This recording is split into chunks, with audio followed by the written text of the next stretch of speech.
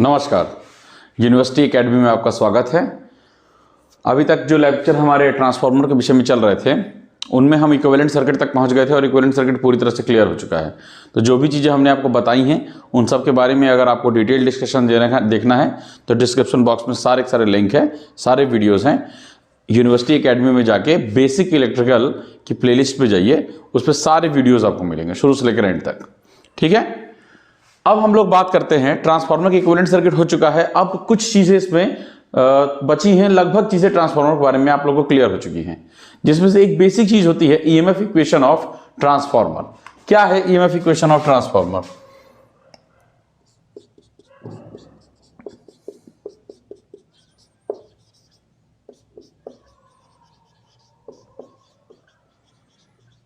EMF equation of transformer एक बड़ा ही general perception होता है और वो इस बात का है कि हर वो चीज जिसका इलेक्ट्रिकल में आउटपुट निकलता है उसकी ईएमएफ इक्वेशन निकलती है। ईएमएफ इक्वेशन मतलब क्या होता है? ईएमएफ इलेक्ट्रोमोटिव फोर्स यानी वोल्टेज कब निकलेगी? जब आउटपुट आपका इलेक्ट्रिकल में आएगा। तो हर वो चीज जिसका आउटपुट इलेक्ट्रिकल में होता है उसकी ईएमएफ इक्वेशन होती है। यानी जैसे जनरेटर हो गया, ट्रांसफार्मर हो गया, जिसका आउटपुट इलेक्ट्रिकल में हो, इनपुट चाहे जो भी हो, इनपुट या मैकेनिकल हो या इलेक्ट्रिकल हो, कोई फर्क नहीं पड़ता, आउटपुट आपका इलेक्ट्रिकल के फॉर्म में आना चाहिए। और जिनका आउटपुट मैकेनिकल के फॉर्म में आता है जनरली उनकी टॉर्क इक्वेशन निकलती है। जैसे हम जब कोई मोटर पढ़ाएंगे तो आपको torque equation, slip torque characteristic, ये सब बताएंगे। इस चीज का ध्यान रखिएगा। ठीक है, तो ईएमएफ इक्वेशन के बारे में जानने के लिए सबसे बेसिक तरीका क्या होता है? Phi equal to phi m sine omega t, ये होती है फ्लक्स की इक्वेशन। क्यों ऐसा होता है? क्योंकि जो फ्लक्स होता है वो एसी का जो फ्लक्स होता है वो एसी के रूल्स को फॉलो करता है, और एसी जो करंट होती है, अल्टरनेट करंट, वो क्या करती है? इसको फॉलो करती है। ये कौन सा वेवफॉर्म होता है? इसे कहते हैं साइनसोइडल वेवफॉर्म। तो एसी साइनसोइडल वेवफॉर्म को फॉलो करता है, और ये साइनसोइडल, अगर ये वाई एक्सिस है और इसका मैक्सिमम पॉइंट अगर वाई एम पे है, दिस इज वाई एम, ठीक है, तो इसकी इक्वेशन होगी ये साइनसोइडल वेवफॉर्म की इक्वेशन होती है, जनरल इक्वेशन होती है। तो एसी साइनसोइडल के रूल को फॉलो करता है, इस वजह से ये साइनसोइडल वेवफॉर्म की इक्वेशन इसकी भी होती है। तो जो भी चीजें एसी से जुड़ी हो, आइदर फ्लक्स और वोल्टेज और करंट, इक्वेशन जनरल यही रहेगी उसकी। I is equals to I m sine omega t, V is equals to V m sine omega t, phi is equals to phi m sine omega t. Clear है? तो इसको हटा दे रहे हैं। अच्छा, एक minute,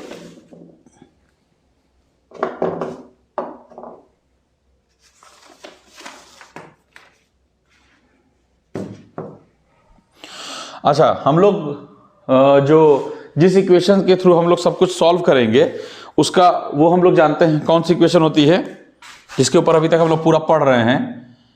E equals to minus N d phi by d t. Here E means EMF। ठीक है, तो हम लोग यही करेंगे, हमको d phi by d t निकालना है, देन उसको यहां पुट कर देंगे इस इक्वेशन में। इसको हम क्या करेंगे? इस वाले फ्लक्स इक्वेशन को टाइम के रिस्पेक्ट में डिफरेंशिएट करेंगे, देन इसको इस वाली इक्वेशन में पुट कर देंगे। तो this is known as equation number 1। ठीक है, चलो सॉल्व करते हैं। क्या करना है? डिफरेंशिएट, इसको 2 रखो, इसको 1 रखो। Differentiate equation 1 with respect to time, तो क्या हो जाएगा? D phi by d t equal to phi m sine omega t का क्या होगा? Cos omega t, and omega t का क्या होगा? Omega. D phi by d t is equals to cos omega t into omega. देखिए, clear है यहां तक? ठीक है, इसको एक साथ लिख दो, d phi by d t omega phi m into cos omega t. इसको हम ऐसे भी लिख सकते हैं,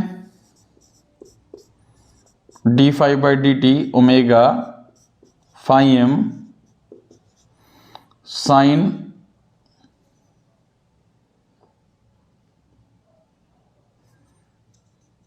90 माइनस ओमेगा टी, ये भी लिखा जा सकता है, कोई दिक्कत तो नहीं है इसमें। ठीक है, इस वैल्यू को हम इक्वेशन नंबर 2 में पुट करते हैं। इस वैल्यू को put this value in equation number 2, नीचे तक दिख रहा है? ठीक, put this value in equation number 2। इस वैल्यू को हम इक्वेशन नंबर 2 में पुट करेंगे तो क्या होगा? कुछ नहीं होगा। देखो, E is equals to minus N d phi by d t की जगह इसकी वैल्यू रखेंगे तो क्या आएगा? Omega phi m sine 90 minus omega t. ठीक है, इस माइनस साइन को अगर हटाना हो तो हम यहां पर क्या कर सकते हैं? E is equals to minus N omega phi m minus sine omega t minus 90 लिख सकते हैं इस चीज को। बताओ, ये चीज और ये चीज एकदम सेम होती है। ये आप जब ट्रिग्नोमेट्री पढ़ेंगे तो आपको आइडिया होगा। ट्रिग्नोमेट्री के बारे में तो जानते ही होंगे। 90 minus theta plus cos theta, theta minus 90 minus sine theta. ठीक है ना? तो हमने इसको सॉल्व किया, ये माइनस कैंसिल आउट हो गया तो क्या आया? N omega phi m sine omega t minus 90 degree. ठीक है, अब इसको, और जो ईएमएफ इक्वेशन होती है आपकी, मैंने क्या बोला था कि ईएमएफ इक्वेशन हो, चाहे वोल्टेज की हो, चाहे करंट की हो, चाहे फ्लक्स की हो, ठीक है, ये सब की सब अभी आपको बताया था, ये सब के सब इस रूल को फॉलो करती हैं। यानी अगर ईएमएफ इक्वेशन भी निकालनी हो तो क्या होगी? E is equals to E m sine omega t. तो अगर हम इस इक्वेशन से कंपेयर करते हैं तो मैक्सिमम ईएम की वैल्यू क्या होगी? ये होगी। इन दोनों को अगर हम कंपेयर करते हैं तो ये तो साइन का एंगल है, एंगल कुछ भी हो सकता है, प्लस पाई माइनस पाई कुछ भी हो सकता है। ये साइन का टर्म, ये साइन का टर्म, ये ई एम, ये पूरा हो गया। ईएम मतलब मैक्सिमम ईएमएफ, फाई एम मतलब मैक्सिमम लिंकेज फ्लक्स। ठीक है, अगर आईएम होता तो मैक्सिमम करंट, वीएम होता मैक्सिमम वोल्टेज, ईएम माने मैक्सिमम ईएमएफ। ठीक है, चलो करते हैं। तो क्या लिखा है? कंपेयर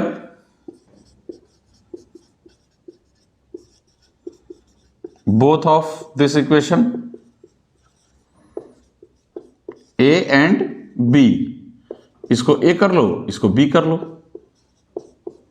ठीक है, दोनों कंपेयर किया तो कंपेयर करने से क्या निकल कर सामने आया कि EM equal to N omega phi M.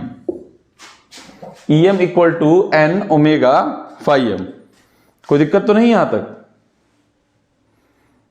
ठीक है, अच्छा, ओमेगा की वैल्यू कितनी होती है? Omega equals to 2 pi f. Omega कितनी होती है? Omega equal to 2 pi f. यहां एफ फ्रीक्वेंसी है। ठीक है, तो ओमेगा की इस वैल्यू को यहां पुट करते हैं। क्या होगा यहां पे अगर पुट करेंगे तो? Em is equals to 2 pi f N phi m. यहां तक आ गया? क्लियर? ठीक है, और आरएमएस वैल्यू क्या होती है? ये हम लोग ने पढ़ रखा है पहले से ही, आप लोग भी जानते होंगे कि E R M S equal to E maximum upon √2। ये होता है आरएमएस वैल्यू। और आरएमएस वैल्यू क्यों निकालते हैं मालूम है ना आपको? जानते ही होंगे इस चीज को, इस तो आप लोग ने पहले के सेक्शन में पढ़ा होगा। ठीक है, कभी भी हम कोई चीज को अगर एसी में निकालते हैं तो हम उसके आरएमएस वैल्यू की ही बात करते हैं मोस्टली, जब तक कोई और वैल्यू मेंशन करने के लिए ना कही जाए। अगर हमने एसी में किसी चीज की बात की है, ये इतने 220 वोल्ट है, ये क्या है, तो ये सब के सब आरएमएस वैल्यू है। ठीक है, तो हम लोग ईएमएफ भी निकालेंगे तो आरएमएस वैल्यू ही की बात कर रहे हैं। E RMS is equals to EM upon √2। अगर आपको इसके बारे में नहीं जानकारी होगी आरएमएस क्या होता है, एवरेज क्या होता है, मैं फॉर्मूला की बात नहीं कर रहा हूं, मैं बेसिक नॉलेज की बात कर रहा हूं कि why should we get RMS value. RMS value हम लोग किस पॉइंट पे जज करते हैं तो आप कमेंट करिएगा, मैं आपको बता दूंगा नेक्स्ट लेक्चर में। ठीक है, अगर आपको हमारी मेहनत अच्छी लग रही है तो kindly like share and subscribe. ठीक है, अपने दोस्तों के अंदर शेयर कीजिए और प्लीज कमेंट कीजिए जो भी आपको इसमें दिक्कत हो। ठीक, ये आरएमएस की वैल्यू ईएम अपॉन √2 है, तो क्या करना है हमको, उसको √2 से डिवाइड कर देंगे। इसमें इसकी इक्वेशन यानी इस इक्वेशन में इस वैल्यू को पुट कर देंगे, ईएम को यहां पुट कर देंगे जो पूरा वैल्यू लिखी हुई है। तो क्या करेंगे, यहां हम उसको मिटा रहे हैं, हटा रहे हैं, क्या करेंगे भाई, देख लो।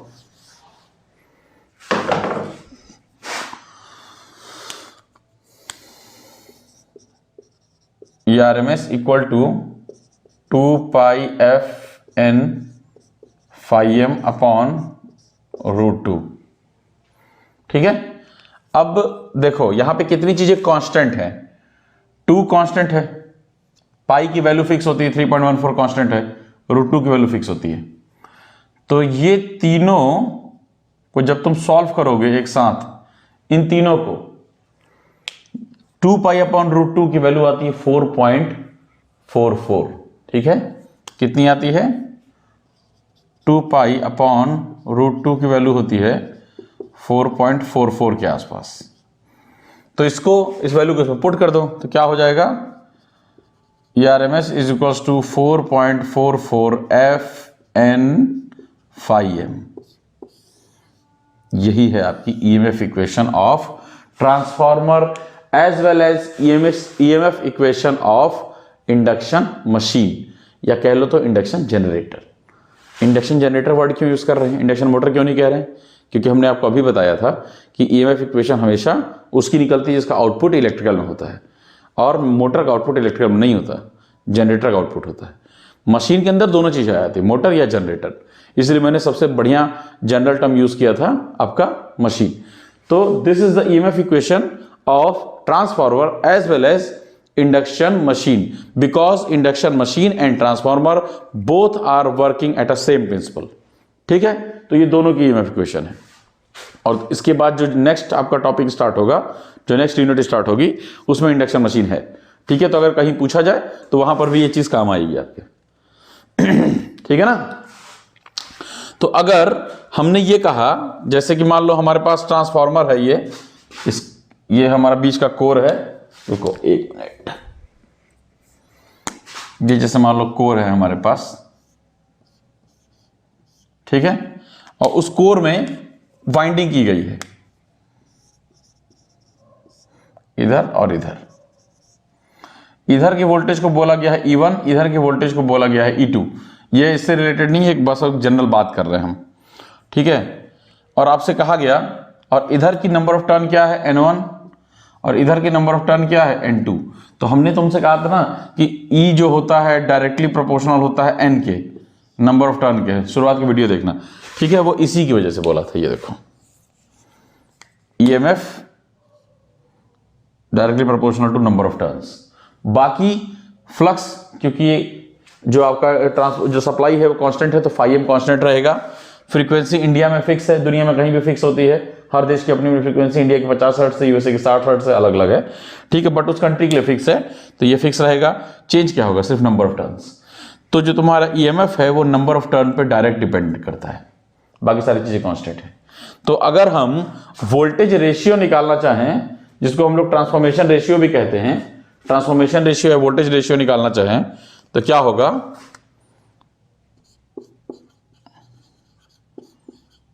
ट्रांसफॉर्मेशन रेशियो तुम्हारा क्या होगा, E1 upon E2 equal to 4.44 F N1 upon phi m upon 4.44 F N2 upon phi m। Frequency मैंने बोला था कि ट्रांसफॉर्मर फ्रीक्वेंसी नहीं बदलती, प्राइमरी और सेकेंडरी फ्रीक्वेंसी सेम होगी। phi m बता रहे हैं, सप्लाई कांस्टेंट तो phi m कांस्टेंट, बाकी सारी चीजें पहले से कांस्टेंट, बस नंबर ऑफ टर्न्स अलग अलग हैं। ठीक है, तो सिर्फ और सिर्फ इधर E1 जो है रिलेट कर रहा है N1 से, और E2 रिलेट कर रहा है N2 से। तो अगर हम इस इक्वेशन को लिखें तो ये इक्वेशन क्या लिखी जाएगी, E1 upon E2 equal to N1 upon N2, that's it. बाकी सारी चीजें कांस्टेंट है, अपने आप कट जाएंगी, कोई दिक्कत तो नहीं है। तो इसे ही कहा जाता है ट्रांसफॉर्मेशन रेशियो। ट्रांसफॉर्मेशन रेशियो, इसको कहीं कहीं K से डिनोट किया जाता है, कहीं कहीं K से, कहीं कहीं A से, अपना अपना स्टाइल है डिनोट करने का। ठीक है, कुछ कुछ जगहों पर transformation ratio E2 upon E1 is equals to N2 upon N1 लिया गया है। कुछ कुछ जगहों पे E1/E2 इक्वल्स टू N1/N2 लिया गया है। तो ये फालतू बात है। हमको फिलहाल इतना पता होना चाहिए कि जिस साइड की वोल्टेज उस साइड के नंबर ऑफ टर्न से डायरेक्टली प्रोपोर्शनल होती है। नंबर ऑफ टर्न जिधर का बड़ा होगा उधर की वोल्टेज बड़ी होगी, जिधर का छोटा होगा उधर की वोल्टेज छोटी होगी। ठीक है, तो ये है आपका transformation ratio in terms of voltage. Clear है? Transformation ratio in terms of voltage. अच्छा, ये समझ में आ गया? देख लीजिए एक बार, इसकी स्क्रीनशॉट लेने की जरूरत नहीं, आप लोग नोट्स बनाते चलिए। अगर इसी को निकालना हो, जैसे मान लो इसको हम लोगों ने K मान लिया, हम इसको K मान रहे हैं, ठीक है? तो K तुम्हारा क्या है फॉर्मूले के हिसाब से? K is equals to E1/E2 equal to N1/N2। ये तुम्हारा K है, ठीक है? ये तुम्हारा K है, इस चीज को ध्यान रखना बस।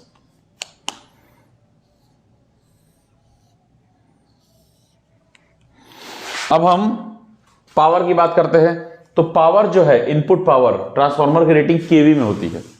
ट्रांसफार्मर की रेटिंग यानी जो पावर आती है, जो पावर जाती है, वो केवी में होती है। बट ट्रांसफार्मर का आउटपुट जो होता है ना, जैसे होता है ना कि इतने वाट का पावर दिया, इतने उसका वो दिया, ट्रांसफार्मर की खुद की रेटिंग केवी में होती है। केवी मतलब किलो वोल्ट, केवीए में, sorry not only KV, KVA में। यानी ट्रांसफार्मर के पावर में वी और ए होता है बस। वी मतलब वोल्टेज, ए माने एम्पियर यानी करंट। यानी ट्रांसफार्मर की अगर हम बात करेंगे पावर की, इनपुट पावर आउटपुट पावर जो ट्रांसफार्मर के अंदर चल रहा है, तो इधर V1I1 होगा, उधर V2I2 होगा। लेकिन अगर आउटपुट पावर की बात करेंगे, जो ट्रांसफार्मर देता है, तो ट्रांसफार्मर जो पावर देता है उसको हम लोग वाट से नापते हैं, इतने वाट है। तो वाट की जब बात आ जाएगी तो VA रेटिंग में cos फाई से गुणा हो जाता है। cos फाई मतलब क्या होता है? Power factor. बात समझ रहे हो? मेरे कहने का क्या मतलब है, समझो इस चीज को। ट्रांसफार्मर के अंदर पावर चलती है V/I के टर्म में, इसीलिए उसको VA रेटिंग कहते हैं। ट्रांसफार्मर की रेटिंग VA में होती है। अब अगर किलो वोल्ट एम्पियर है तो KVA हो जाएगी, मेगा वोल्ट एम्पियर है तो MVA हो जाएगी, ऐसे हो जाएगा। लेकिन जो ट्रांसफार्मर का आउटपुट पावर होता है वो तुम्हारा वाट में होता है। और वाट में क्या होता है? V और I के साथ साथ पावर फैक्टर का भी मल्टीप्लीकेशन होता है। और हमेशा एक चीज याद रखना, आउटपुट पावर सेकेंडरी की तरफ से ही निकलती है, क्योंकि सेकेंडरी की तरफ लोड जुड़ा हुआ है। इसी वजह से जो हम लोग का आउटपुट पावर होगा वो उसमें 2 लगा होगा, ये याद रखना, क्योंकि सेकेंडरी की तरफ है। सेकेंडरी का वोल्टेज, सेकेंडरी का करंट, सेकेंडरी का पावर फैक्टर। क्लियर है? कोई दिक्कत तो नहीं? ठीक है। तो जब हम VA का बात करें तो मतलब ट्रांसफार्मर के भीतर की पावर, ट्रांसफार्मर के अंदर प्राइमरी, ट्रांसफार्मर के अंदर सेकेंडरी। और जब वाट की बात करें यानी VI cos फाई की, तो ट्रांसफार्मर की आउटपुट पावर जो ट्रांसफार्मर देता है, इस चीज का ध्यान रखना। ठीक है, ट्रांसफार्मर की रेटिंग VA में होती है, ट्रांसफार्मर के आउटपुट पावर की जो आउटपुट देता है उस पावर की रेटिंग वाट में होती है। क्लियर? समझ में आ गया? चलो देखो, अब अगर हम ट्रांसफार्मर की पावर की बात करें तो जनरली ट्रांसफार्मर का जो पावर होता है, आइडियल केस की बात कर रहे हैं, वो प्राइमरी और सेकेंडरी में सेम रहता है। तो प्राइमरी का पावर क्या हो जाएगा? E1I1, यहां E मतलब है EMF यानी वोल्टेज, यही V/I। सेकेंडरी क्या हो जाएगा? E2I2। अगर हम इसको चाहें तो ऐसे नहीं लिख सकते हैं, E1/E2 is equals to I2/I1। हमें पता है E1/E2 क्या होता है? K होता है। तो इसको हम लोग क्या लिख सकते हैं? K।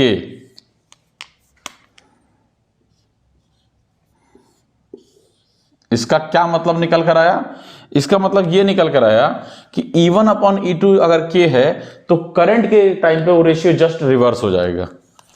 अगर E1/E2 is equals to K है तो इसका मतलब है, इसको हम ये भी लिख सकते हैं कि I2/I1 इक्वल्स टू K होगा। यानी अगर E1/E2 है, अगर ट्रांसफॉर्मेशन रेशियो अगर आपकी बुक में E1/E2 इक्वल टू K है, तो करंट के केस में रिवर्स हो जाता है, I2/I1 इक्वल्स टू K होगा। अगर आपकी बुक में ट्रांसफॉर्मेशन रेशियो को E2/E1 इक्वल्स टू K माना है, तो आपकी बुक में करंट के केस में I1/I2 इक्वल्स टू K हो जाएगा। ये बात क्लियर है? ठीक, ये है पूरी कहानी। ये E1 के केस में, ये I1 के केस में, इसको ध्यान रखिएगा।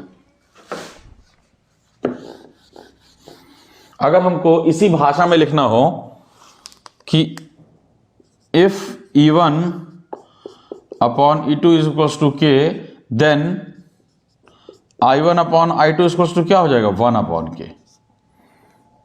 समझ रहे होगे, इस चीज को बार बार बोलने की जरूरत नहीं है। तो ये हो गया आपका ट्रांसफॉर्मेशन रेशियो ऑफ ट्रांसफॉर्मर। ठीक है, इसके ऊपर न्यूमेरिकल वगैरह सॉल्व होते हैं। ठीक है, आपको एक न्यूमेरिकल भी हम करवाते हैं इसके ऊपर। ठीक है, देखिएगा, ये हो गया। न्यूमेरिकल सॉल्व कर लोगे थोड़ा सा तो हाथ पक्का हो जाएगा, इस पर कोई दिक्कत नहीं होगी।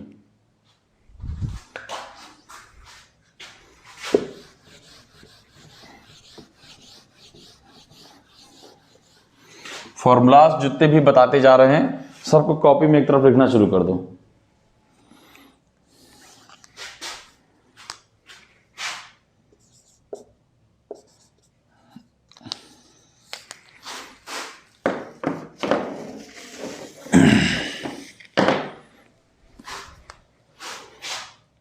A single phase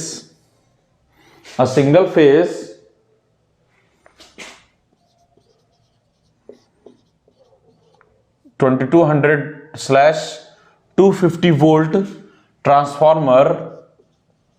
अभी हम लोग जो भी पढ़ रहे हैं सब सिंगल फेज ट्रांसफॉर्मर ही है। Which frequency is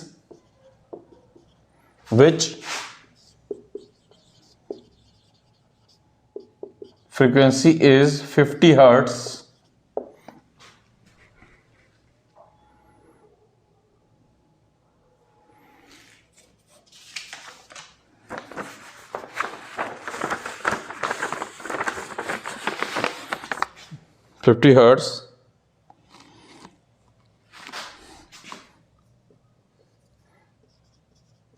has a net core area of 36 centimeter square and a maximum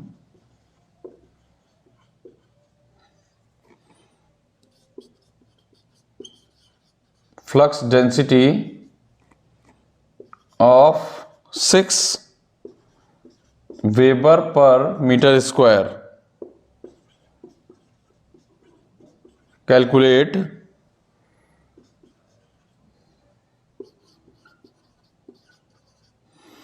the number of turns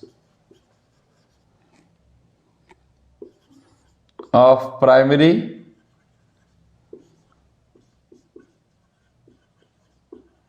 and secondary. ये कह रहे हैं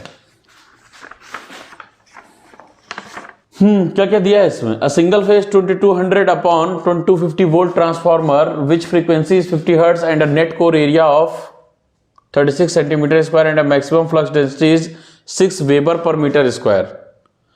ठीक है, calculate the number of turns of primary and secondary.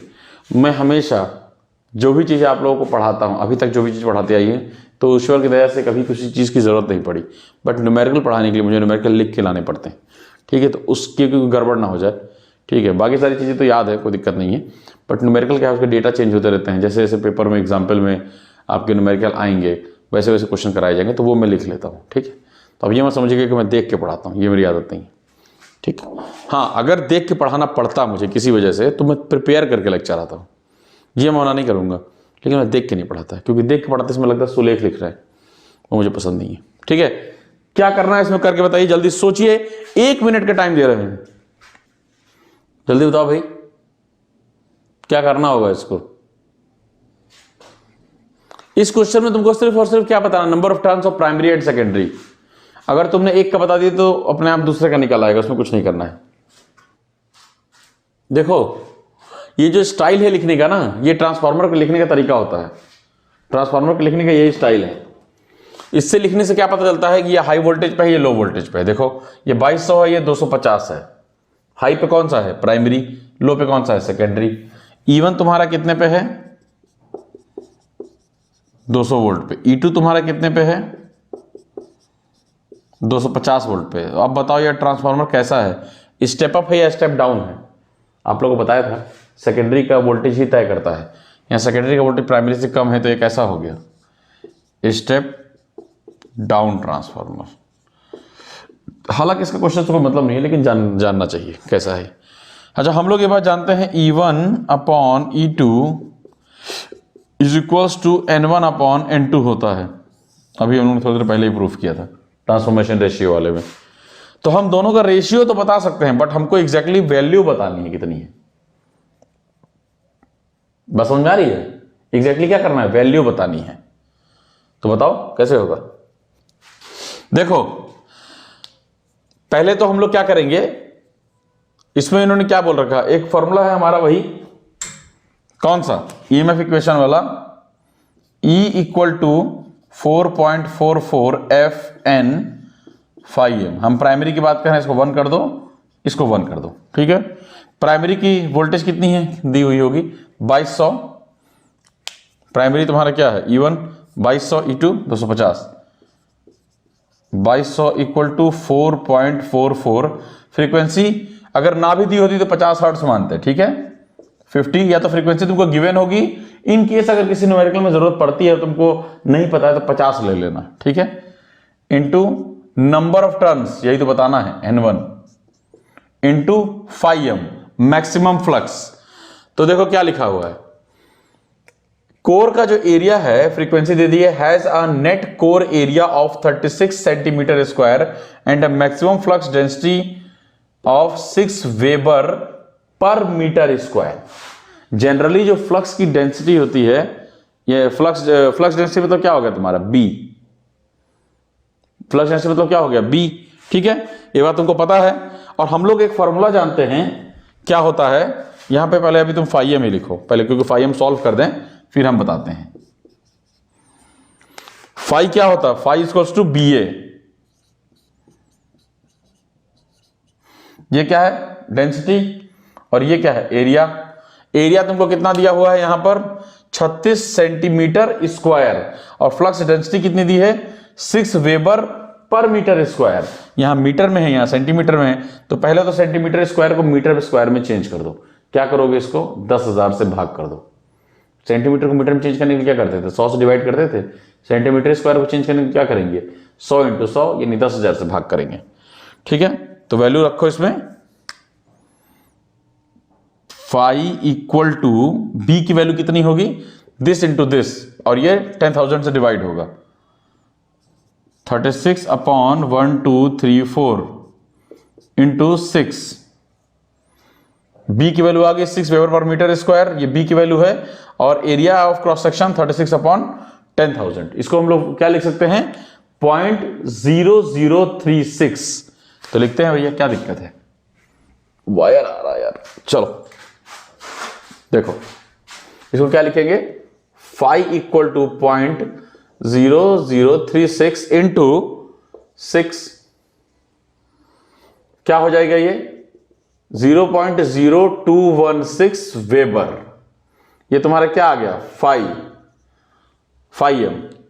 Phi की value है maximum flux density, मतलब maximum flux, अगर यहां पे m है तो यहां भी m होगा, जाहिर सी बात है। तो यहां इन्होंने लिखा ही हुआ है, नेट कोर एरिया दे दिया है, मैक्सिमम फ्लक्स डेंसिटी दे दी है, यानी BM दे दिया है, और हमको phi m चाहिए, मैक्सिमम फ्लक्स डेंसिटी गिवन थी। इसको B मतलब होता है फ्लक्स डेंसिटी, BM मतलब मैक्सिमम फ्लक्स डेंसिटी, ठीक है। तो इससे हमारा phi m की वैल्यू, इसकी वैल्यू आ गई। अब इस वैल्यू को हम क्या करेंगे, इस इक्वेशन में पुट कर देंगे, और अब हम आंसर निकाल लेंगे आराम से। क्या करना है इसके अंदर, कुछ नहीं करना, सारी चीजों को एक साथ रखो। 2200 equal to 4.44 into 50 into 0.0216 into N1।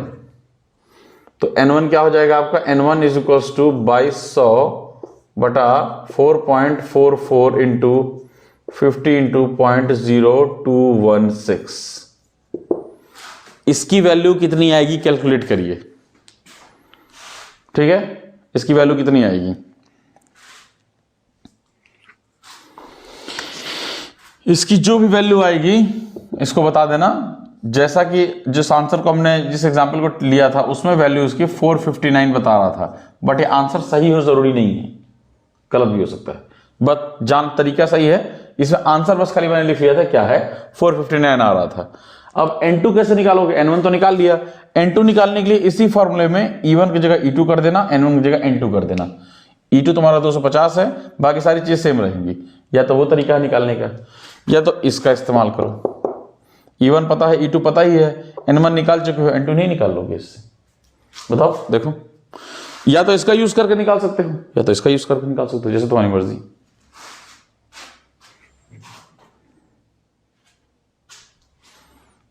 तो भैया निकाल लो, क्या करना है, किसकी हेल्प से होगा, E1 upon E2 is equals to N1 upon N2। तो क्या होगा भैया तुम्हारा, निकालो, N2 की वैल्यू कितनी होगी, N2 equal to E2 upon E1 into N1। ये कितना है, E2 अपॉन E1 2200 बटा 250 गुणे N1 कितना है 459।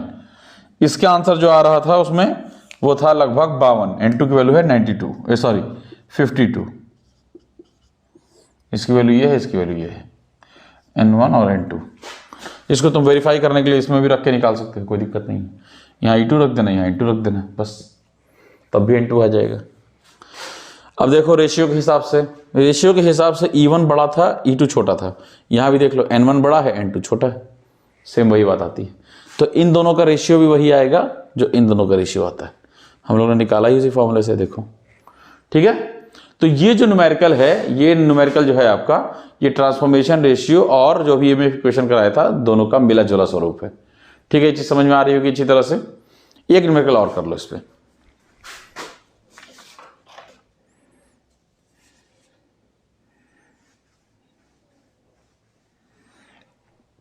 ट्रांसफॉर्मेशन रेशियो के ऊपर।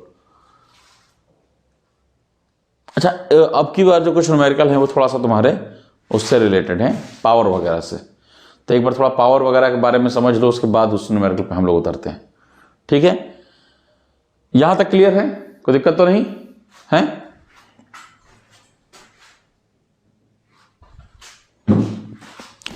अब एक छोटा सा चीज तुमको बता देते हैं, पावर ट्रायंगल क्या होता है। पावर ट्रायंगल समझ लो, उसके बाद इसको यहीं खत्म करते हैं। इससे हमारा ट्रांसफार्मर का जो आउटपुट पावर वाले न्यूमेरिकल हैं, जो भी मैंने रोके हैं, वो नेक्स्ट टाइम पे कराएंगे, वो तुमको ज्यादा अच्छे समझ में आ जाएगा। ठीक है, जैसे मैथमेटिक्स में एक चैप्टर होता है ग्राफ, वो कहीं पर भी सिलेबस में नहीं होता, बट अगर तुमने ग्राफ समझ लिया तो 30% मैथ्स दिखना शुरू हो जाती है, तो फिर न्यूमेरिकल आसानी सॉल्व हो जाते हैं। तो पावर ट्रायंगल एक वही चीज है, सिलेबस में नहीं है, बट आप लोग को जानना जरूरी है।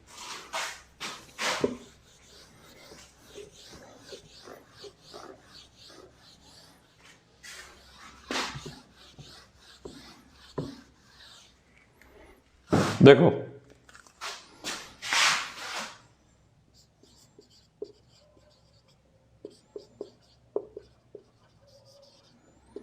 पावर ट्रायंगल क्या होता है, पावर ट्रायंगल कुछ नहीं होता है, एक ये है, ये है, ये है, ये पावर का ट्रायंगल होता है। पावर मतलब क्या है, V इंटू आई, जिसको हम लोग कहते हैं V इंटू आई। अगर ये एंगल थीटा है तो ये जो पोर्शन होगा वो क्या होगा, वी आई कॉस थीटा, और ये जो पोर्शन होगा ये क्या होगा, वी आई साइन थीटा। और अगर ये एंगल 90 है तो ये तो वो जानते हैं हम सभी लोग।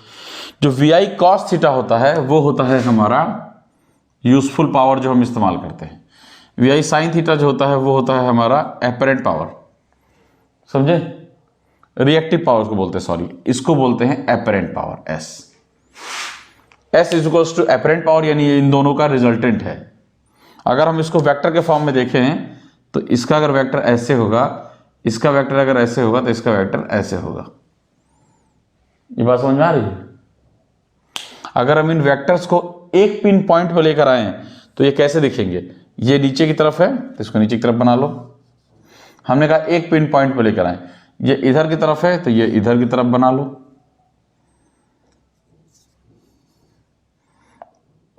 एरो का निशान गलत हो गया, एरो का निशान हमेशा ऐसे ये चल रहा है फिर ये चल रहा है तो डायरेक्शन ये नहीं होगा, इसका जस्ट अपोजिट होता है, ये होगा डायरेक्शन, ये।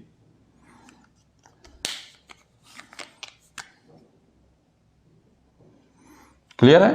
ये डायरेक्शन ऐसे होगा, ये डायरेक्शन ऐसे होगा, तो इसका रिजल्टेंट ऐसे नहीं होगा, ऐसे होता है, जस्ट अपोजिट होता है।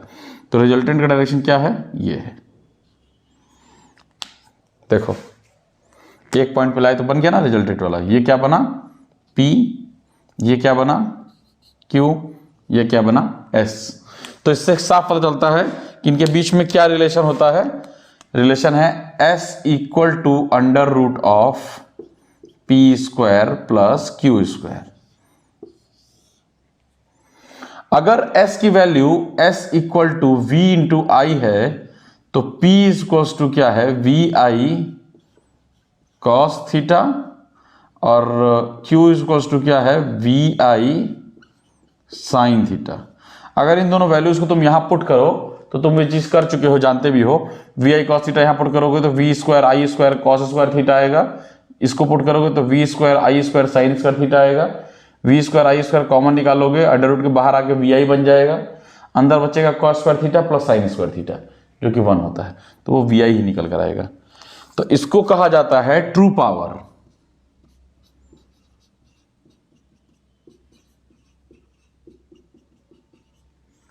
या एपरेंट पावर।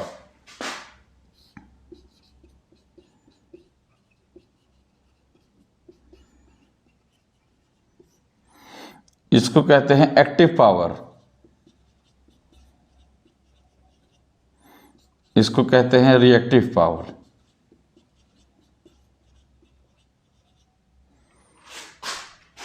याद रखना, हमें जो पावर यूज करनी होती है, जो हमें मिलती है, वो होती है एक्टिव पावर। अगर तुमसे पूछा जाए कि पावर फैक्टर क्या होता है, तो पावर फैक्टर क्या होता है, पावर फैक्टर होता है कॉस फाई। तो पावर फैक्टर के बारे में अगर बात की जाए तो क्या होती है, क्या होता है पावर फैक्टर,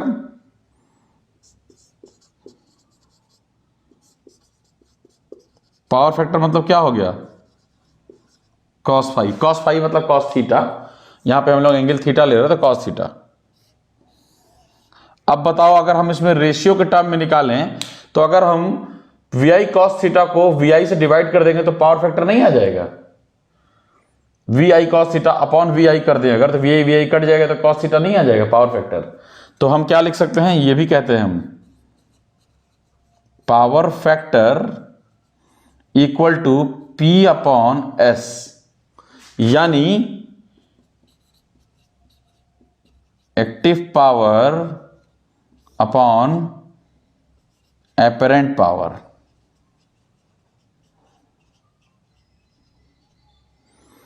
समझ रहे हो ना बात को, क्यों होगा, एक्टिव पावर क्या होती है वी आई कॉस थीटा, और एपरेंट पावर क्या होती है V to I, V I cut जाएगा, ओनली कॉस थीटा बचेगा। तो पावर फैक्टर का एक फॉर्मूला ये भी होता है,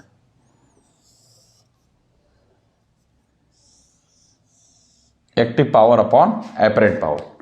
पावर ट्रायंगल है ये, याद रखिएगा, ठीक है। पावर फैक्टर कॉस थीटा, ये है पावर ट्रायंगल। हमने क्या बताया था, ट्रांसफार्मर की जो रेटिंग होती है वो वीए में होती है, उसमें वी इंटू आई चलता है, प्राइमरी का V1I1, सेकेंडरी का V2I2 पावर। लेकिन जो आउटपुट होती है वो वी आई कॉस फाई होती है, वी आई कॉस थीटा होती है। जो आउटपुट पावर होती है वो वी आई कॉस थीटा होती है। इसीलिए आउटपुट हमेशा सेकेंडरी की तरफ होता है, तो हमेशा हम लोग आउटपुट के टाइम पे 2 लगाते हैं, सेकेंडरी का वोल्टेज, सेकेंडरी का करंट, ऐसे, ठीक है ना। अगर आपसे कहा गया इनपुट साइड की पावर बताइए कितने वाट है, कितने वाट है, मतलब पावर बताइए इनपुट साइड की, तो मतलब है इनपुट साइड की एक्टिव पावर पूछ रहे हैं। एक्टिव पावर मतलब जिसमें कॉस फाई गुणा है, ठीक है। अभी जब क्वेश्चन उसके होंगे तो समझ में आ जाएगा आप लोगों को। तो ये है फिलहाल पावर ट्रायंगल, इसको याद रखिएगा अच्छी तरह से। तो पावर ट्रायंगल के हेल्प से आसानी से अगर हमको कॉस थीटा या साइन थीटा कुछ मिल जाए, निकालना हो, तो बाकी सारी चीज़ हम निकाल सकते हैं आसानी से।